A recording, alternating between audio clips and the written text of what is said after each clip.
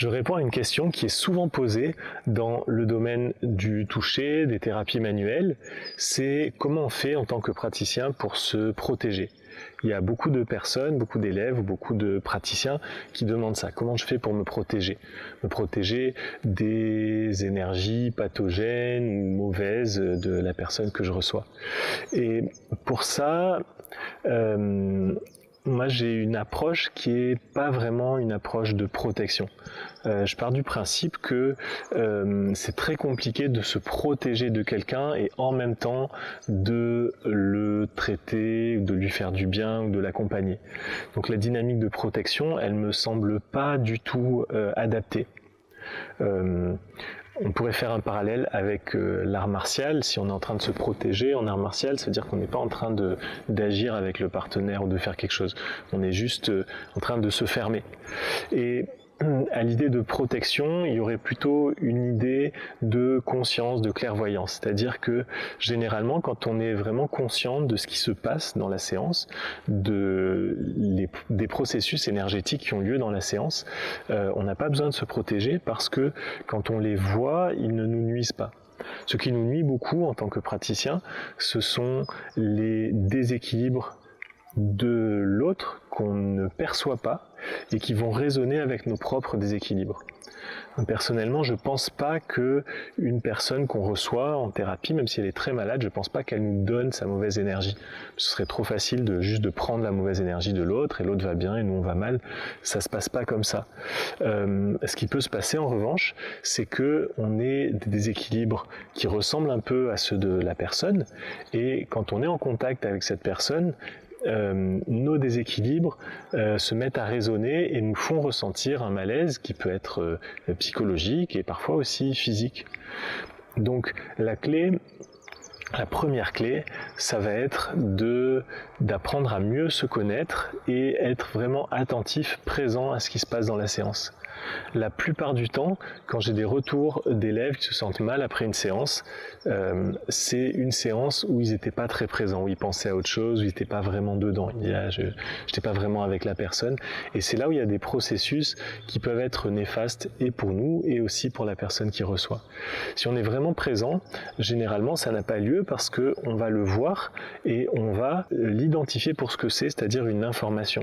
C'est-à-dire si je reçois quelqu'un, je pose la main et d'un coup j'ai très mal au ventre, j'ai l'information que pour cette personne, il y a une tension ou une douleur au ventre, très très probablement. Et une fois que je sais que c'est une information, c'est quelque chose que je vais pouvoir laisser aller et qui ne va pas avoir d'impact sur mon corps. Donc la difficulté première, c'est ça, c'est de capter les informations, de les identifier comme des informations et donc de ne pas se les approprier, de ne pas s'identifier à cette information.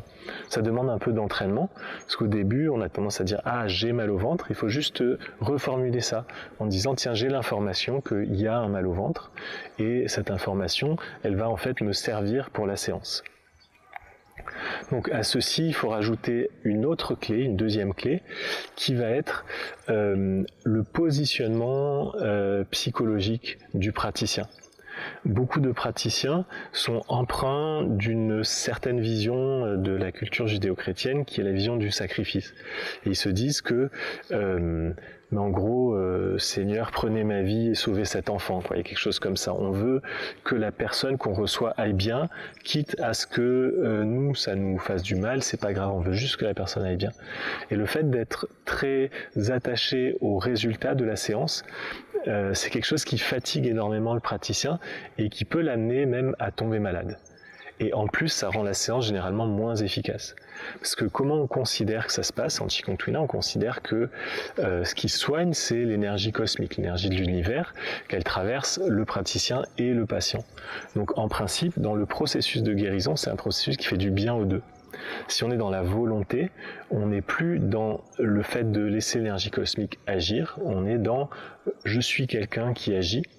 D'ailleurs, on va dire ça, on va dire c'est mon énergie, j'agis sur mon patient, enfin on s'approprie toute la problématique et là, en effet, on peut parfois tomber malade ou être affaibli, mais c'est pas parce qu'on a pris quelque chose de mauvais, c'est parce qu'on se coupe d'une énergie globale de guérison qui imprègne l'ensemble de l'univers.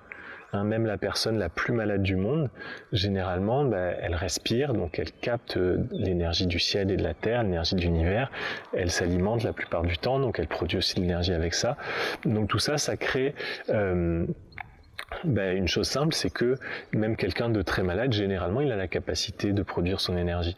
Donc il n'y a pas besoin de lui donner de l'énergie, il n'y a pas besoin de prendre son mal. On est plutôt là comme quelqu'un qui accompagne, qui fait des petits réglages pour que le corps de la personne puisse se nourrir plus correctement de l'énergie du ciel, de la terre, des énergies de guérison qui nous entourent. Donc si on est dans cette attitude-là et qu'on est vraiment présent et attentif, en général, on n'a vraiment pas besoin de se protéger. On est juste bien, on est en harmonie et on risque rien. Mais évidemment, surtout quand on commence à pratiquer, il y aura des fois où on n'arrivera pas à rester présent, où il y aura des fois où on n'arrivera pas à se désapproprier la séance, et évidemment, il y aura des fois où après une séance, on ne va pas se sentir bien, et c'est tout à fait normal si ça arrive une fois de temps en temps, en début de pratique, c'est normal. Après, on apprend à gérer ça et on apprend à faire en sorte que ça n'arrive plus. Cet apprentissage de l'ouverture, il est vraiment facile à faire par le biais des apprentissages de l'art martial. Par exemple, moi je l'aborde beaucoup avec le systéma, mais ça peut être abordé dans tous les arts martiaux.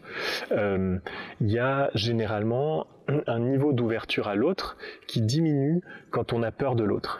Et quand cette ouverture diminue, on se ferme, on se protège. D'ailleurs, généralement, on commence à se placer comme ça, par exemple. Et quand on est placé comme ça, on ne perçoit plus ce que fait l'autre. Et on est de plus en plus vulnérable, de plus en plus fermé. En systéma, il y a beaucoup de pratiques qui sont des exercices pour mener l'inverse, c'est-à-dire que même si on a peur de l'autre, même s'il y a un peu de douleur ou un peu de stress, ou même si on reçoit de la violence de l'autre, garder de l'ouverture. Le fait de garder de l'ouverture permet de voir ce que fait l'autre, de voir où il est, et on est beaucoup moins vulnérable de cette façon.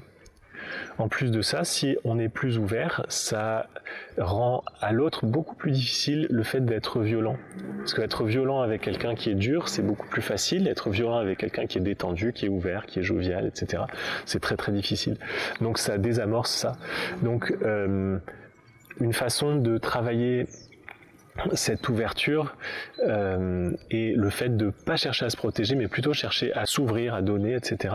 Ça peut être d'aller chercher ça dans la pratique martiale, d'être dans une confrontation et quand même se relâcher, quand même respirer, quand même continuer à bouger, quand même garder le lien à l'autre, même si on ressent une intention violente ou malveillante chez l'autre.